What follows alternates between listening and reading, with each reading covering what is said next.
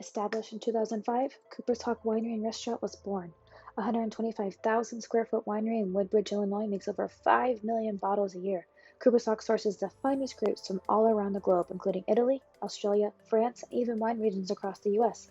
Trucks packed with up to 20 tons of grapes from California, Washington, Oregon, and other grape-growing regions around the country are transported straight from the vineyard to the winery to begin the delicate winemaking process. The winemakers work directly with growers to nurture each grape to its individual needs and select their harvest time.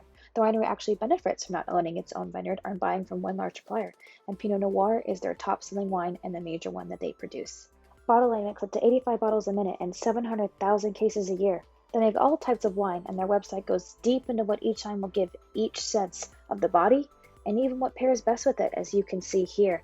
They have sparkling and different kinds of whites that really go into it. As I'm going to click on the Sauvignon Blanc that you see here, it's going to show you all the senses such as sight, nose, palate, and even what goes best with its pairing.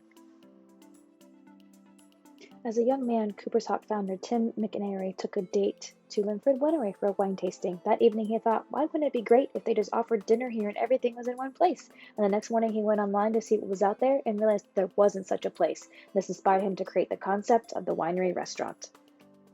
In 2020, ICI will build 3 new restaurants for Cooper's Hawk, one in Morton Grove, Illinois, one in Sarasota, Florida, and the last in Scottsdale, Arizona, the farthest west the chain has ventured, proving the winery is successful in the past years. Main threats will be wineries that have wine clubs. City Winery is located in Chicago that has a wine club as well as a restaurant. They make their own wines locally just like Cooper's Hawk and are stated as world class on their website. They were founded in 2008, just 3 short years after Cooper's Hawk.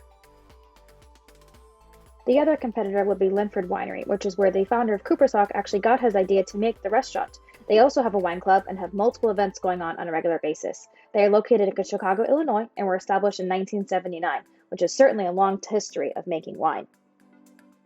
More restaurants are taking on more affordable wine selections to increase revenue. Wine drinkers are refusing higher-end wines that came with the higher price tag. With dollar value down but volume up, it meant that more wine is being sold but at a lower price point. With this in mind, wine list is also shrinking as a so-to-speak trend. Restaurants are learning to cut costs where it might be the most valuable. With fewer bottles in the inventory, then it will reduce overhead costs for the restaurant as a whole. Plus, fewer wines will provide more focused experience for wine drinkers. Cooper's Hawk started in 2005 and has since grown to over 20 locations across the United States. This beginning was small, but has come to grow to a large and well-sought-out location to dine at.